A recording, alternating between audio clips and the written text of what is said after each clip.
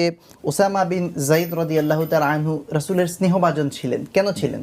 এখানে একটা গুরুত্বপূর্ণ বিষয় হচ্ছে যে ওসামা ইবনে যায়েদ রাদিয়াল্লাহু তাআলা আনহু তিনি যখন জন্মগ্রহণ করেন তখন মুসলমানদের উপরে কাফেরদের কিন্তু প্রচণ্ড একটা জুলুম নির্যাতন নিষ্পেষণ চলছিল।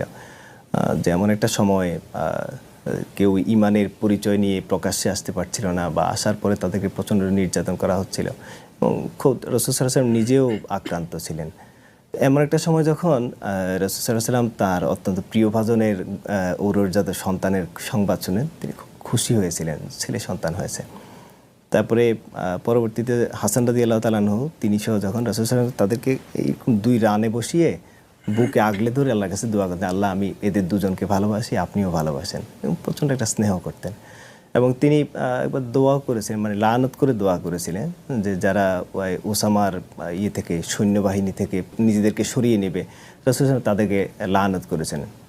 লানান নবী সাল্লাল্লাহু আলাইহি ওয়াসাল্লাম কুল্লা মান তাখাল্লাফা আন জাইশি উসামা ইবনে যায়েদ রাদিয়াল্লাহু তাআলা আনহু। তার স্নেহের জায়গাটা অত্যন্ত গুরুত্বপূর্ণ ছিল, খুব এটা ছিল তার পারিবারিক পরিসরে বড় হবার সুযোগ, আর তার মেধা, বুদ্ধি, বিচক্ষণতা এবং তাকওয়া পরহেজগারি খুব বেশি ছিল। তিনি শৈশবে যেমন খুব মেধাবী ছিলেন এবং পরিণত বয়সে তিনি রাসূল সাল্লাল্লাহু আলাইহি ওয়াসাল্লামের দৃষ্টি আকৃষ্ট করার সুযোগ পেয়েছিলেন তার মেধা, বুদ্ধিমত্তা, একই সাথে তার তাকওয়া পরহেজগারি দিয়ে।